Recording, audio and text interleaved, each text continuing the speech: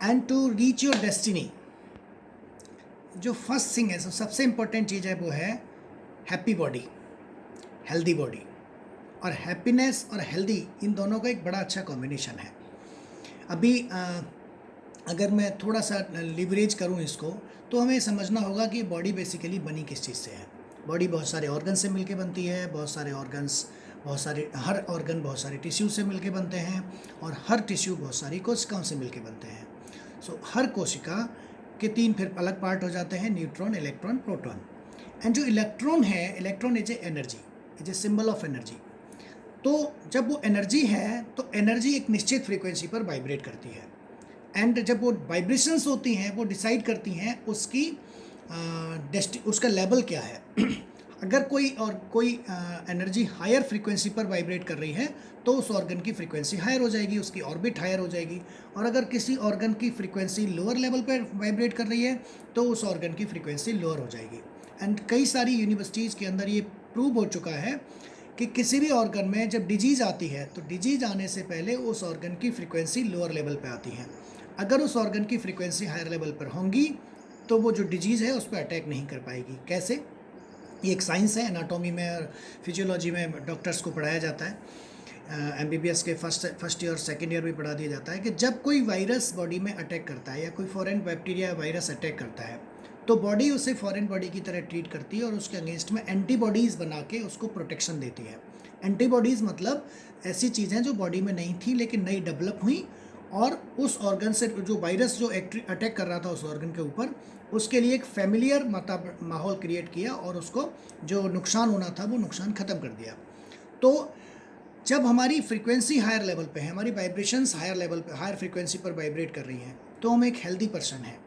अब ये जो हायर लेवल है और ये जो लोअर लेवल है, ये नेगेटिव और पॉजिटिव से मेज़र किया जा सकता है।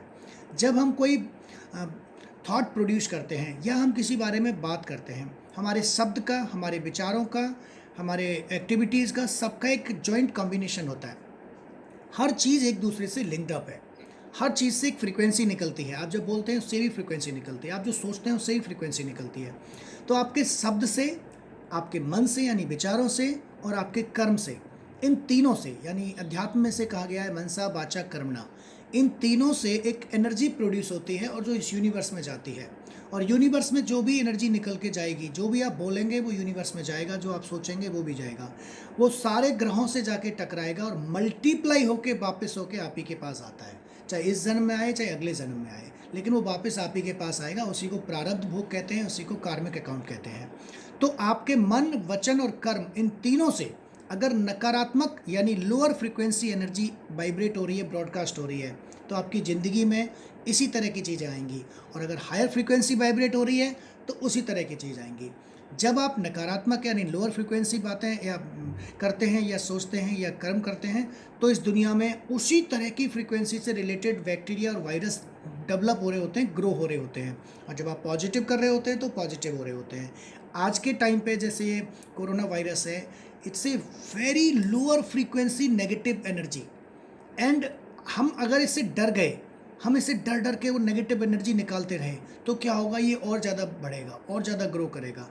और देखिए, जिन कंट्रीज़ में डर है, जिन कंट्रीज़ की इम्यूनिटी डाउन है, जिन कंट्रीज़ में क्रियल्टी है, जिन कंट्रीज़ का खाना सात्विक नहीं है, वहाँ पे नेगेटिव एनर्जी की वजह से वो नीचे जाता जा रहा है इम्यूनिटी, और उस वजह से वहाँ पे अटैक भी बहुत ज़्यादा हो रहा है।